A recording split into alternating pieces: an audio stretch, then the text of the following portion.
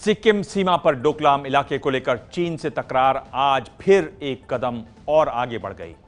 कल चीनी सेना ने युद्ध की धमकी दी तो आज राष्ट्रीय सुरक्षा सलाहकार अजित डोभाल के चीन दौरे को लेकर चीन की तिलमिलाहट सामने आई।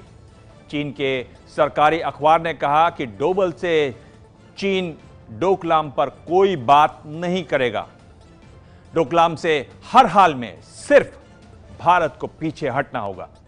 Once they know that India has shifted its gear from the defensive mode to defensive offense, they will find that it is unaffordable for them. You can do one Mumbai, you may lose Baluchistan. Ajit Doval के इसी अंदाज ने पाकिस्तान के होश उड़ा दिए थे। डोभाल की चर्चा अब भी पाकिस्तानी न्यूज चैनलों पर होती रहती है। डोभाल अब देश के राष्ट्रीय सुरक्षा सलाहकार हैं और इस वक्त सबसे बड़ा खतरा चीन के रूप में सामने नजर आ रहा है।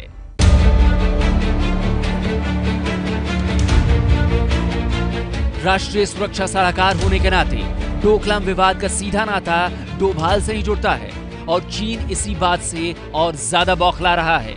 चीनी अखबार ग्लोबल टाइम्स ने तो अपने संपादकीय में डोभाल को डोकलाम विवाद का मास्टरमाइंड करार दिया है। तो सवाल यह है कि क्या चीन अजित डोभाल से डर गया है? डोभाल से चीन का डर साफ दिख रहा है, इसीलिए ग्लोबल टाइम्स ने डोभाल का नाम लेकर एक बार फिर धमकाते हुए अंदाज में लिखा है कि चीन भारत से तब तक बातचीत नहीं करेगा जब तक भारतीय सेना बिना किसी शर्त के चीनी इलाके से हटती नहीं है। नई दिल्ली को भ्रम छोड़ देना चाहिए कि अजित डोभाल की बीजिंग यात्रा को दोनों देशों के बीच के तनाव को कम करने का अवसर माना जाए। बीजिंग पहले ही साफ कर चुका है कि भारतीय सेना हटेगी तभी दोनों पक्षों के बीच कोई सार्थक बातचीत होगी। रक्षा मामलों के जानकारों का मानना है कि चीन जानबूझकर लगातार धमकी दे रहा है जिससे भारत पर मनोवैज्ञानिक रूप से दबाव बढ़ सके।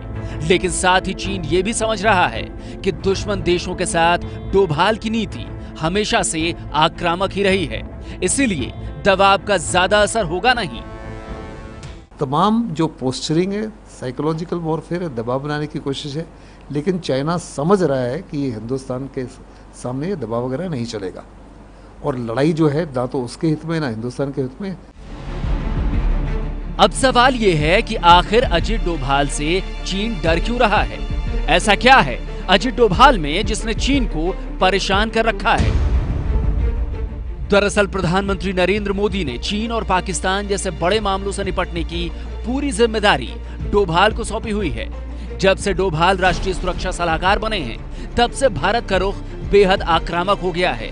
इसी आक्रामक रुख का नतीजा पाकिस्तान पर सर्जिकल स्ट्राइक या फिर म्यांमार में उग्रवादियों के खिलाफ भारतीय सेना के बड़े ऑपरेशन के रूप में देखने को मिला। डोभाल साहब को काफ़ी एक्सपीरियंस है, काफ़ी समय से वो चाइनीज़ लीडरशिप से डील कर रहे हैं।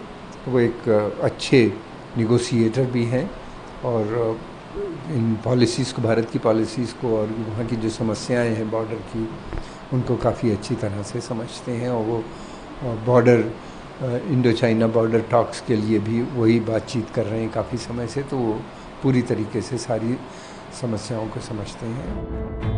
यानी चीन जानता है कि डोभाल से निपटना बेहद मुश्किल है। पाकिस्तान में डोभाल नीति का असर वो देख चुका है। इधर भारतीय सेना भी चीन की चालबाजियों पर नजरें गड़ाए हुए है। सेना अच्छी तरह जानती है कि चीन कितना बड़ा खतरा है। It's expanding its influence across the Himalayas into our neighborhood. Despite being an economy which is 5 times the size, and with such a large standing army, and despite having the Himalayas between us, it's bound to be a threat for us in the years ahead. ये है ABP news, आपको रखे आगे।